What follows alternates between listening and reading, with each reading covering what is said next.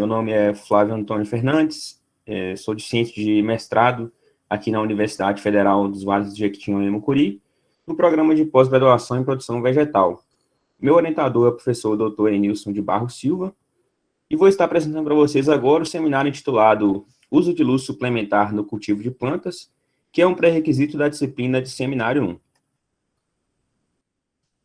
A população mundial atualmente, ela está girando em torno de 7,8 bilhões de habitantes, sendo que, segundo a Organização das Nações Unidas, temos uma taxa de crescimento de aproximadamente 1,1% ao ano. Isso, então, representa para a gente que, em 2030, teremos aproximadamente 8,5 bilhões de habitantes e, em 2050, 9,7 bilhões de habitantes. Porém, esse crescimento, que a gente está tendo, ele está diretamente condicionado pela disponibilidade de alimentos, ou seja, pela capacidade de produção de alimentos que a gente terá, futuramente, para estar atendendo a toda essa demanda.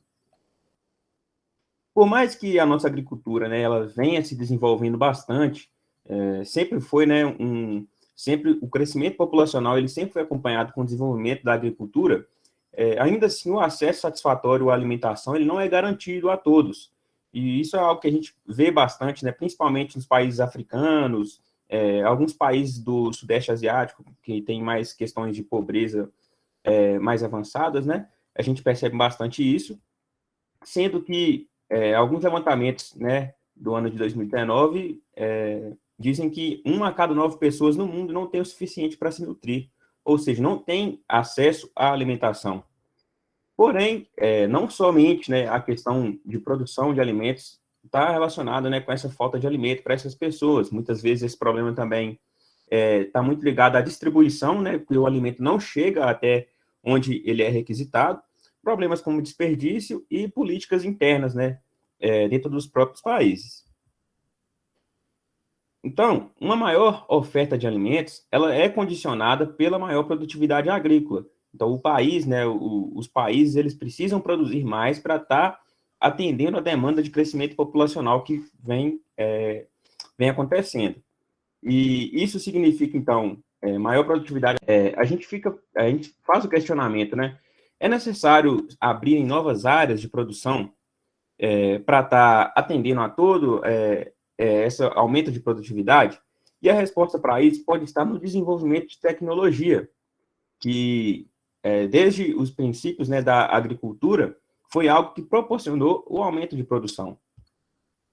A agricultura modernizada, ela tem a capacidade de controlar os fatores da produção, os fatores que limitam a produção.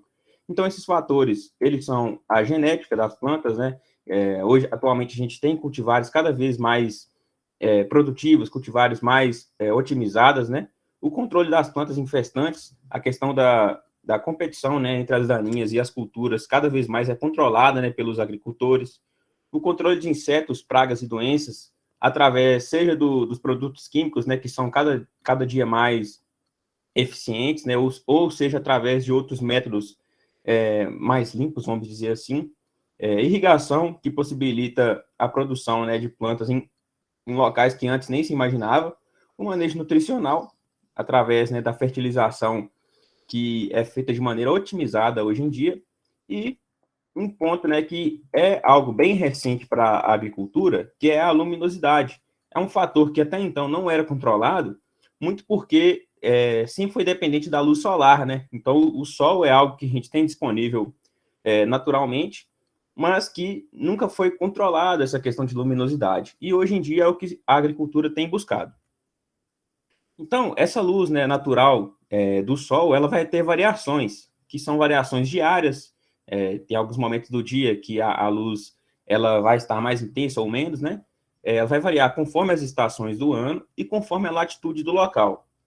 Isso vai proporcionar, para algumas regiões, maiores dificuldades, principalmente, por exemplo, nas regiões agrícolas, em regiões maiores latitudes, por exemplo, nos Estados Unidos, nas regiões da Europa, porque nessas regiões, por estar em latitude maior, elas têm variações sazonais de iluminação. Como eu disse, limitando essas regiões a produzir apenas uma grande safra por ano. A explicação para isso, né, como a gente pode ver na imagem aqui, é que a Terra ela possui uma certa inclinação, fazendo que as regiões, né, mais nos polos, né, vamos dizer assim, as regiões de maior latitude, tem uma variação de recepção desses raios solares incidentes. Então, em certa época do ano, né, no hemisfério norte, é a época do inverno, porque tem baixa densidade de raios incidentes. Já na parte sul, né, terá uma alta densidade de raios incidentes, formando o verão, que é a época onde se cultiva nessa região. Já nas regiões mais equatoriais, né, próximas à linha do Equador, essa variação de luz ela é menor, ela é menos sentida. A tecnologia da agricultura, ela vem buscando, né, suplementar ou substituir a iluminação natural. O que é que isso quer dizer, né? A gente procura métodos para copiar a luz do sol, né, tanto para substituí-la quanto para complementá-la. Isso, então, permite para a gente o cultivo em ambientes protegidos, né, totalmente utilizando luz artificial, e permite também aumento de produção, aumento de eficiência. Os primeiros estudos, então, com essa luz artificial, eles foram feitos dentro de cultivos protegidos, né, sob condições controladas. Porém, agora, a ideia, né, dos pesquisadores é aplicar isso em culturas anuais, ou seja, em larga escala. Então, inicialmente, nós vamos falar sobre a agricultura em ambiente controlado, que a gente pode chamar de AAC, na sigla. É uma agricultura que possibilita controlar todos os fatores ambientais do cultivo, né? O produtor ele tem acesso ao controle, né, a formas otimizadas dos fatores, seja então a água, os nutrientes, a temperatura do ar, a composição do ar, a umidade relativa e a iluminação, como a gente comentou anteriormente. Essa agricultura de ambiente controlado tem passado por por transições revolucionárias.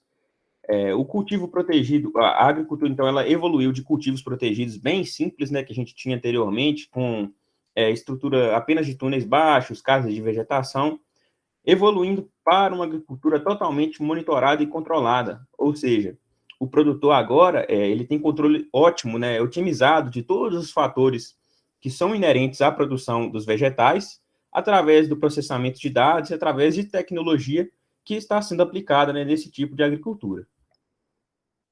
Então, né, nesse tipo, na agricultura, né, de ambiente controlado, o cultivo geralmente é feito sobre hidroponia ou aeroponia, ou seja, sem a necessidade de substrato, sem a necessidade de solo, digamos assim.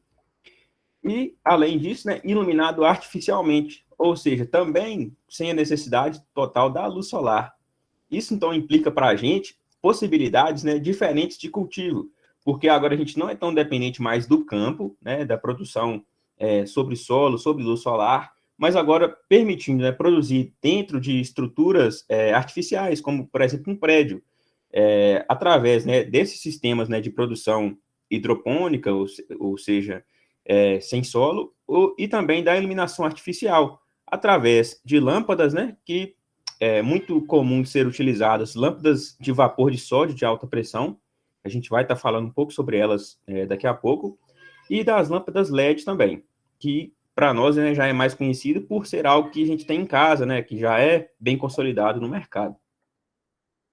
Sendo assim, esse tipo de produção, né, que vem surgido aí dentro de cidades é conhecido como vertical farms, que hoje é um modelo de negócio que vem sendo utilizado por diversas empresas. Um exemplo delas é a Pink Farms, que é uma empresa que cultiva plantas dentro de grandes centros urbanos, né? Por exemplo, essa imagem é de uma franquia dessa empresa na cidade de São Paulo, capital. É uma empresa que tem como foco a produção de hortaliças dentro de estruturas, né? Produção indoor, né? Que é chamada. Nada mais é do que uma fazenda vertical urbana, né, que vai utilizar o sistema de hidroponia na sua produção, aliado com a iluminação artificial. Como a gente pode ver na imagem, essa coloração rosa que está aí é devido à iluminação artificial, mas não por serem lâmpadas rosa em si, mas sim por ser uma mistura de lâmpadas de LED, né, da coloração azul e vermelha, que gera essa coloração rosa aí característica. Porém, existe motivo, né, para essa coloração que a gente vai estar comentando durante o seminário. Só para exemplificar, né, para demonstrar como a agricultura de ambiente controlado com a suplementação de luz é viável, eu trouxe esse gráfico aqui, retirado de um trabalho onde os autores avaliaram a suplementação luminosa com lâmpada LED no crescimento, desenvolvimento e produção de sementes do brócolis. Então, no gráfico, a gente tem aqui como que evoluiu a questão do peso das cabeças de brócolis através de 5 tratamentos, onde o primeiro tratamento aqui na barra à esquerda é o tratamento controle, né, sem a suplementação luminosa. O segundo tratamento com suplementação luminosa, com a lâmpada LED de coloração branca, né, que é uma mistura de cores. O terceiro, o tratamento LED com a lâmpada azul. O quarto, o tratamento com suplementação usando uma lâmpada vermelha. E o quinto, o tratamento com suplementação utilizando uma combinação de lâmpada vermelha e azul. E o resultado, né, como a gente pode ver, é que para todos os tratamentos onde houve a suplementação com luz artificial, o peso das cabeças do brócolis, né, que é o que a gente espera, né, para essa cultura, né, a parte de interesse, digamos assim, para todos os tratamentos suplementados com luz artificial, o desenvolvimento foi mais positivo em relação ao controle sem a iluminação, já sendo um indício para a gente, né, das possibilidades que a suplementação luminosa trazem, né, para a produção agrícola. Então, agora, a gente passa para essa produção fora do cultivo indoor para o cultivo a campo.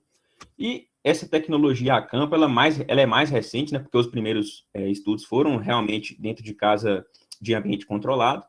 E agora a ideia é aplicar isso para grandes culturas. E é algo que está sendo desenvolvido aqui no Brasil, inclusive, né, na região do Triângulo Mineiro, no Alto Paranaíba, onde um grupo de pesquisadores e produtores, chamado Grupo Fienile, desenvolveu um sistema que eles batizaram de IRLUCE, que nada mais é do que um sistema de suplementação luminosa adaptado numa área de 100 hectares, 100 hectares irrigados, né, via pivô central. E o que eles fizeram, então, foi adaptar essa tecnologia de cultivo indoor, né, dentro das salas de vegetação, para o campo. O que eles fizeram, então, foi utilizar, né, os pivôs de irrigação, como a gente pode ver na imagem aqui, adaptando as lâmpadas LED, que a gente pode ver até aquela mesma coloração rosa característica que ocorre aqui por conta das lâmpadas azuis e vermelhas. Então, eles adaptaram isso, né, para levar essa iluminação suplementar para o campo. O resultado, né, desse projeto, desse grupo, obteve, né, em projeções, segundo eles, um aumento de 57,3% na produção da soja. Como a gente pode ver na imagem aqui, nas plantas à esquerda, né, sem a iluminação artificial, conduzidas, né, de forma convencional, a gente pode perceber que, comparadas às plantas suplementadas com luz artificial, as plantas aqui convencionais, elas tiveram um desenvolvimento menos pronunciado, né, onde as artificialmente irrigadas, digamos assim, se desenvolveram mais, pelo menos aparentemente, né? Então, a gente se questiona, esses resultados, eles são reais, né? É possível obter tantas melhorias através simplesmente de uma suplementação da luz natural com a artificial? O que a gente vai fazer, então, é estar comentando um pouco mais sobre isso, para no final a gente chegar a algumas conclusões. Mas, para adiantar um pouco sobre o que a gente vai estar falando, esse mesmo trabalho anterior aí da soja já produziu para a gente esses dois gráficos aqui, onde eles avaliaram o crescimento das plantas em centímetros e o número de vagens por planta, que são duas características para a soja bem interessantes, né? As barras pretas aqui, elas representam, para os dois gráficos, o tratamento sem suplementação artificial. E as barras cinzas representam o tratamento com iluminação artificial. Cada dupla de barras aqui, então, nos dois gráficos, representa, né, uma data de medida, né, sendo que eles mediram de novembro a janeiro. E o que eles obtiveram é que em todos os tratamentos suplementados artificialmente, essas duas características aqui das plantas de soja foram, né, mais pronunciadas quando se comparado com o tratamento sem iluminação artificial. Então, mais um indício para a gente de que existe, sim, alguns benefícios, né, de estar utilizando essa luz artificial aí no complemento da luz natural. Só que para a gente falar, né, de luz artificial, a gente precisa falar da qualidade da luz, que senão seria o principal fator, né, de utilização pelas plantas, muito porque a performance da planta que a gente vai estar cultivando vai depender dessa qualidade, que varia de acordo com a quantidade de luz e com a duração dessa luz. No caso da quantidade, isso está relacionado à distribuição espectral que a luz está emitindo e pelo comprimento de onda que essa luz emite e que a planta tem capacidade de absorver. Já a duração da luz está mais relacionada com o fotoperíodo, né, com o tempo de luz que essa planta demanda para ter seu desenvolvimento ótimo, afetando então o seu desenvolvimento vegetativo. No caso, a absorção da luz pelas plantas, ela acontece dentro de uma região de espectro que a gente chama de região de radiação fotossinteticamente ativa, ou RFA, que é um nome que a gente vai estar utilizando bastante agora. Essa região, ela está compreendida entre 400 e 700 nanômetros, que é uma unidade de medida aí para comprimentos de onda. Como a gente pode ver na imagem aqui, o espectro de comprimentos de onda ele é bem amplo, né? Variando lá dos raios gama, com comprimentos de onda bem pequenos, até as ondas de rádio e TV, que são comprimentos de onda mais largos, vamos dizer assim. Só que o que interessa para a gente é exatamente o espectro onde está localizado a luz visível, né? Que é entre os 400 e os 700 nanômetros, abordando aqui tanto as regiões azuis, como as verdes, as amarelas e as vermelhas. Então, gente, o uso da luz artificial, ele vai proporcionar para a gente, né, vai possibilitar controlar o crescimento e o desenvolvimento das plantas. E isso vai estar variando de acordo com as necessidades de cada cultura, ou seja, a quantidade de luz, a forma com que a luz incide pela planta, ela vai variar ação natural. Para a gente, o sol é o principal elemento meteorológico, né? Porque vai estar interferindo em diversas outras questões, né? Outros fatores, né, ambientais, seja na temperatura, pressão. Então, essa radiação solar, ela é fundamental. E, sendo a maior fonte de energia para a Terra, ela também é um dos elementos mais difíceis de ser controlados, porque não existe ainda uma tecnologia que totalmente, né, emite, vamos dizer assim, a iluminação natural. Ou seja, não temos um equipamento ainda que substitua totalmente a luz natural de uma forma tão ótima. O sol, ele é a fonte primária de energia, né, para a planta, possibilita, então, a produção dos carboidratos, né, que vão ser utilizados lá no processo respiratório dos vegetais. Para a gente, significa exatamente a possibilidade da planta realizar a fotossíntese, né, que, se não, é um dos processos químicos mais importantes para a vida humana. Então, gente, a questão de iluminação artificial, ela foi evoluindo para lâmpadas halogêneas, lâmpadas fluorescentes, lâmpadas LED, dessas quatro principais, sendo que dentre a lâmpada fluorescente, entre a lâmpada fluorescente e a lâmpada LED, criaram então uma lâmpada chamada HPS, que é uma lâmpada que é baseada em alta pressão de sódio, uma reação química, né, que faz a luz, né, acontecer, e que é um tipo de lâmpada que foi muito popular, ou melhor, que é muito popular para o uso de suplementação artificial, né, principalmente em horticultura. Essas lâmpadas HPS, o grande interesse nela está devido ao amplo espectro luminoso que elas emitem, que vai dentre 400 e 700 nanômetros e 700 a 850 nanômetros. Porém, essa iluminação fornecida por essa lâmpada HPS é uma iluminação que não é tão eficiente, porque o seu pico de emissão está na faixa do amarelo, aproximadamente ali 589 nanômetros. E além disso, é uma lâmpada que emite uma radiação na região do infravermelho, que é uma radiação ineficiente para as plantas, porque vai estar causando problemas como estiolamento, que é uma característica que a gente não tem tanto interesse. Então, apesar de ser uma lâmpada, né, que tem esse espectro luminoso interessante, tem algumas limitações no seu uso. Só que, recentemente, né, surgiu um novo tipo de lâmpada, que é a lâmpada LED, que é uma lâmpada que tem um menor gasto de energia e um maior tempo de vida útil. Apesar de ter um preço um pouco mais elevado do que a HPS, por ter nessas características aí de menor gasto e maior tempo de vida, é uma lâmpada que representa economia para quem está indo produzir plantas com esse tipo de tecnologia. Suplementação luminosa através do uso de lâmpadas HPS e lâmpadas LED, eles fizeram aqui um custo sobre o tempo de vida das lâmpadas, né?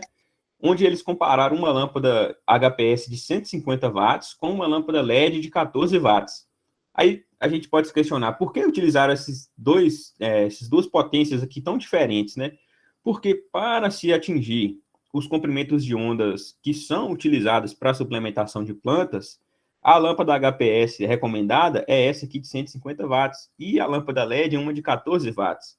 Então, com a lâmpada HPS gastando muito mais e tendo um tempo de vida bem menor, ela vai estar tendo um custo dentro do seu tempo de vida muito mais elevado quando comparado à lâmpada representada a lâmpada HPS. A gente pode ver, né, aquele pico na região do amarelo muito pronunciado e as regiões azuis e vermelhas bem mais reduzidas, enquanto a lâmpada LED tem um grande pico no azul, um pico também no amarelo, mas a região verde e vermelha tem uma certa distribuição mais interessante quando se compara com a outra lâmpada. Então, além, né, das ondas que a gente considera benéficas às plantas, existem outras ondas que não são benéficas, como é o caso, né, da infravermelho, que a HPS acaba produzindo, né, que além da questão de causar aquele estionamento, é um comprimento de onda que gera calor, ou seja, para cultivos em ambiente controlado, onde as lâmpadas estão localizadas ali bem próximas às plantas, muitas vezes dentro do dossel das plantas, né, evitando o sombreamento, a lâmpada HPS ela não é tão interessante, porque pode acabar até gerando queimaduras nas folhas das plantas. E como a gente comentou anteriormente, a luz natural ela ainda não foi totalmente copiada por nenhuma lâmpada artificial. Tanto é que, pelo gráfico aqui de distribuição luminosa, a luz natural ela não se compara nem de perto com nenhuma das outras lâmpadas, né, artificiais que a gente tem disponíveis. Então, daí a grande dificuldade, né, para se substituir essa luz natural. Mas que cada vez mais, né, vai chegando bem perto, né, através de muita pesquisa, né, de muitos produtores, né, que vêm utilizando dessa tecnologia. A lâmpada LED, então, que é a lâmpada mais recente que a gente tem, foi a alternativa eficiente que surgiu para o cultivo de plantas suplementadas com iluminação artificial. É uma lâmpada, né, que nada mais é que um diodo emissor de luz, que tem um grande controle espectral, ou seja, a gente consegue atingir diferentes cores, né, com essa lâmpada aí, diferentes comprimentos de onda. Além disso, tem um baixo custo de aquisição, né? Na verdade, o custo aqui menor para a lâmpada LED na verdade, a sua manutenção, porque ela é uma lâmpada bastante eficiente, né? E tem uma vida útil bem elevada, né? Como a gente já viu. E para a iluminação artificial, ela está sendo a mais adequada, a mais eficiente, porque ela permite, então, esse controle de incidência de luz, esse controle espectral dos comprimentos de onda, né? Só para a gente ter noção, um estudo realizado aqui por alguns autores, eles obtiveram, né, o resultado de características morfológicas de mudas de uma planta cultivada sobre diferentes fontes luminosas artificiais.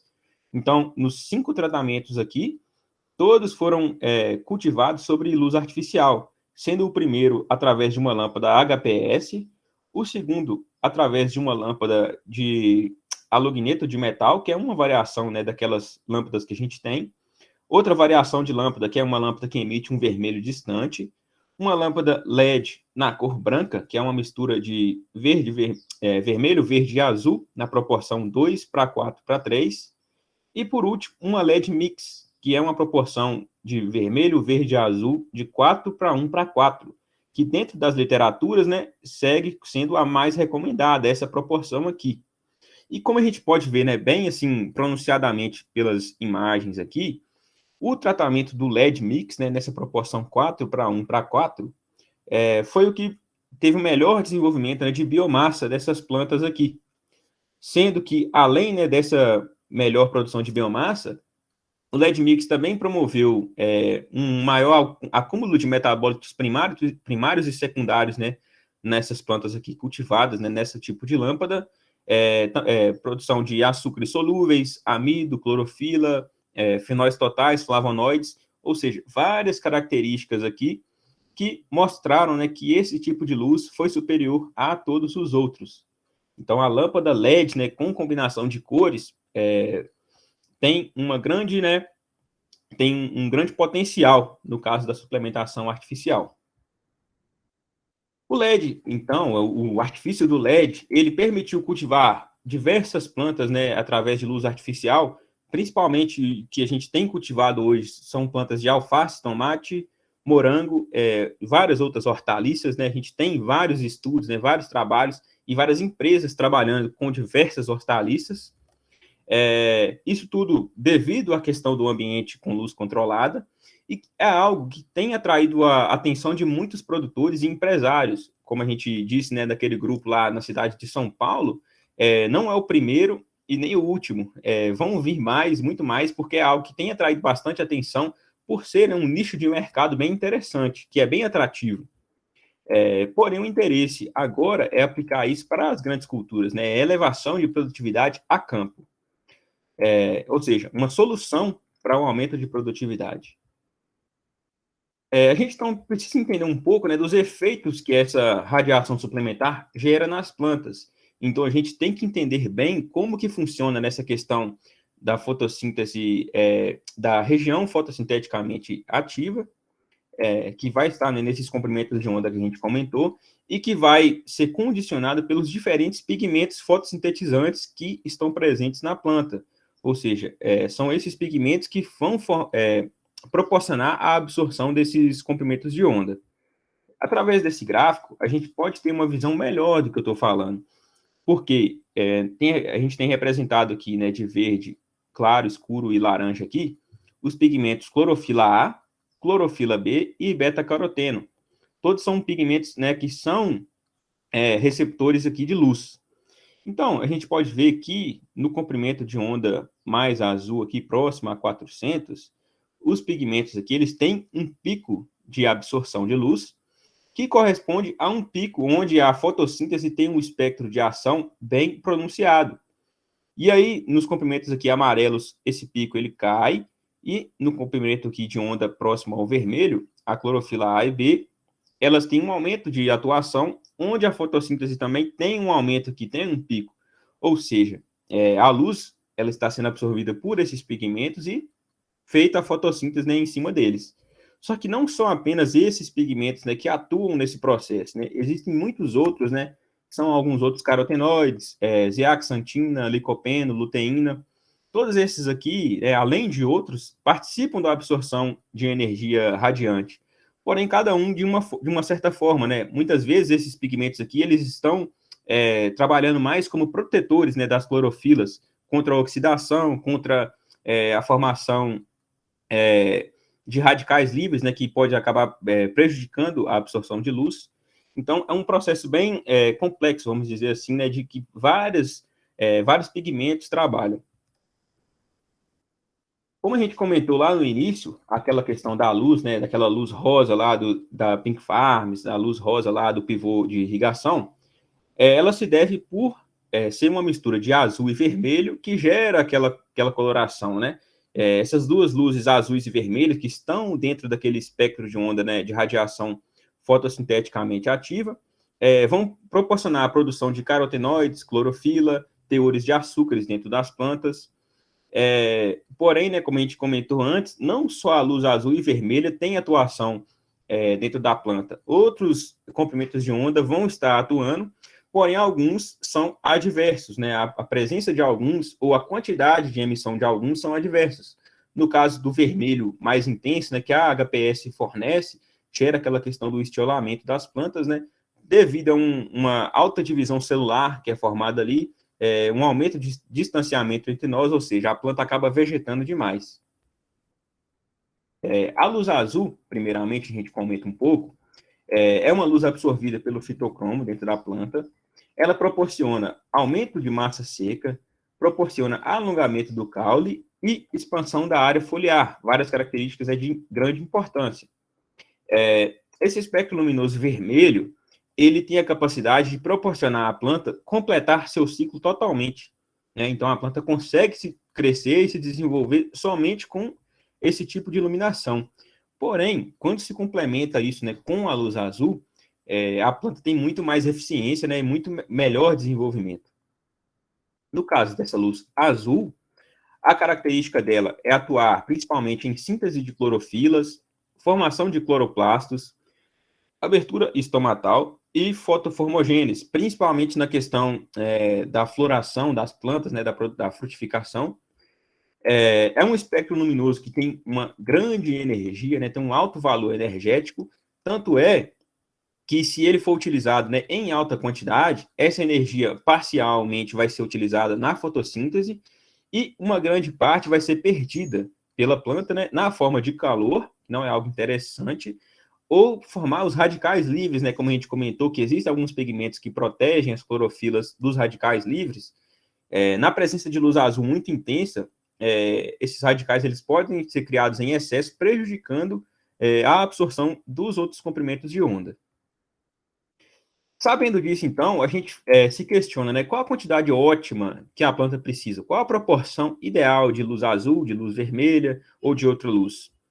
Esse é o grande questionamento, né, da suplementação luminosa artificial, porque a energia das ondas azuis somada à energia das ondas vermelhas representa 90% do que é absorvido pela planta, sendo que o verde e o amarelo, então, vai ser o complemento desses 90%, e a gente, né, já viu, né, anteriormente que essas duas cores estão dentro da fotossíntese ativa da planta.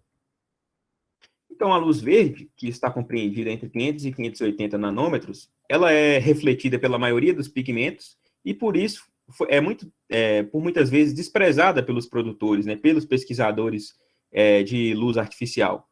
Porém, esse tipo de luz, ele é muito importante para a planta na questão de fixação de carbono e pode ser um escape de absorção, principalmente nos ambientes sombreados.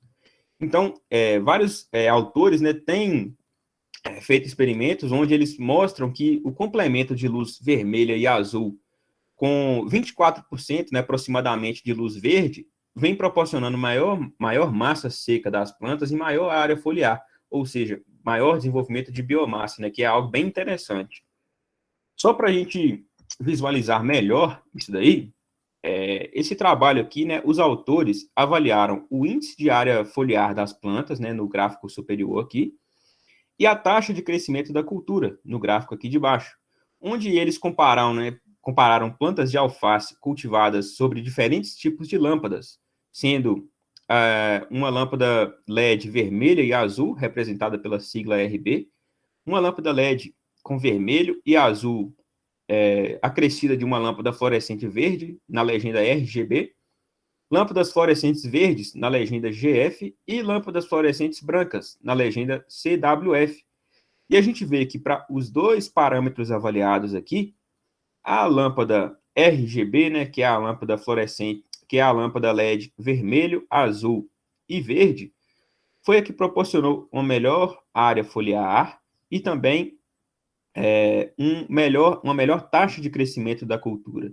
Ou seja, o complemento da luz vermelha e azul, né, que foi utilizado nas outras lâmpadas aqui, o complemento com a luz verde proporcionou melhor desenvolvimento, né? O LED vermelho e azul com o verde proporcionou melhores taxas de crescimento. Mas não adianta a gente falar, né, sobre suplementação artificial, sobre esse novo nicho de mercado, sem a gente falar sobre a viabilidade econômica disso. Ou seja, é viável estar utilizando desse sistema de suplementação? Para isso, a gente tem que comentar sobre alguns fatores que são inerentes a essa atividade. Principalmente o custo inicial das lâmpadas, né, que não é um custo barato, é um custo inicial bem pronunciado, vamos dizer assim, para estar implantando. O consumo das lâmpadas, né, que, como a gente sabe, como a gente viu, temos lâmpadas mais ou menos eficientes. O tempo de uso, que vai variar de acordo com a cultura, de acordo com a região. O custo da energia elétrica, que a gente põe um asterisco aqui, porque ele vai variar, né, de acordo com a região, e hoje a gente sabe, né, que os países eles passam por várias crises energéticas, né? A iluminação, ela não é barata hoje, além da depreciação, porque essas lâmpadas, elas, como lâmpadas que a gente tem em casa, elas queimam, né, com o tempo de uso, elas acabam parando de funcionar e têm que ser substituídas. E a questão da energia, apesar, né, dessa variação de custo, apesar desse problema com o gasto, é um ponto que pode ser driblado, né, que vem sendo bastante interessante, né, pelos pesquisadores e produtores, é a possibilidade de se utilizar fontes alternativas.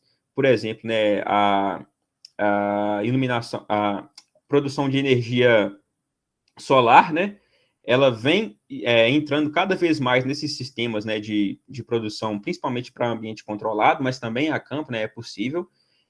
Então, a utilização da energia solar para a produção de energia elétrica pode ser algo interessante aí, né, de se estar trabalhando junto com a iluminação artificial. Então, já que a gente discutiu todos esses fatores, né, a gente pode voltar naquele trabalho lá do início, né, da soja lá, com a suplementação luminosa nos pivôs lá, onde o resultado obtido por eles foi uma produção de 118 sacas por hectare no tratamento suplementado, né, artificialmente, e uma produção de 75 sacas por hectare no tratamento sem suplementação. Em relação ao custo de produção, utilizando um custo padrão, né, para todas as duas culturas, para todos os dois tratamentos, de 55 sacas por hectare. Porém, no tratamento suplementado com luz artificial, foi acrescido 7 sacas por hectare de custo para a instalação do sistema e para a sua manutenção, né? Abordando todos esses fatores aqui de custo inicial, de custo de manutenção, de custo com depreciação, gerando, então, finalmente, para a gente um lucro, que é uma relação, né, da produção menos o custo de produção, onde o tratamento, né, com suplementação luminosa gerou um lucro de 56 sacas por hectare, né, para o produtor lá, e o tratamento sem a suplementação gerou um lucro de apenas 20 sacas por hectare. Ou seja, aquele aumento lá de 57,3% na produtividade compensou o custo de produção da soja. O maior custo de produção da soja com suplementação. Esse sistema de iluminação artificial, né, é bem interessante, tem vários benefícios, como a gente vem comentando aqui. É algo que vai ser mais utilizado futuramente, mas tem limitações, principalmente pela fisiologia das plantas, né, que vão exigir um espectro luminoso ideal, um fotoperíodo ideal, né, ou seja, um tempo de luz, uma quantidade de luz que ela precisa receber, e uma densidade de lâmpadas, que é um fator, né, de manejo ali dentro, né, da produção, que a gente não ainda tem tanto conhecimento sobre quantas lâmpadas, né, a planta precisa para estar recebendo luz em todas as folhas. E todos esses fatores aí, eles vão interferir tanto no custo de utilização desse sistema aí de suplementação, quanto na produtividade das plantas e quanto na qualidade final dos produtos produzidos. Para finalizar, então, a gente tem que a suplementação ela vai oferecer vantagens, que são ganhos em produtividade, ganhos em qualidade das plantas, uma constância de produção, ou seja, permite produzir diretamente, né, finaliza uma safra e inicia outra, devido à não dependência, né, da luz solar, e a redução do ciclo de produção, devido à luz ótima que a planta recebe, ao fotoperíodo ótimo que a planta recebe. Só que, como a gente comentou, tem limitações, que são os poucos parâmetros para se implementar esse sistema na maioria das culturas, e o grande custo de implantação, né, que ainda é um asterisco para estar atraindo, né, produtores e empresários, né, para isso. Porém, esse custo de implantação, esse custo de manutenção, ele pode ser driblado através do uso, né, da luz solar, né, a energia fotovoltaica, através da energia fotovoltaica para estar produzindo energia e tornando, né, as empresas cada vez menos dependentes da iluminação pública. Então, pessoal, era isso que eu queria passar para vocês, né? Caso tenha alguma dúvida, né, algum questionamento, pode estar entrando em contato comigo, mas, por enquanto, é isso. Muito obrigado.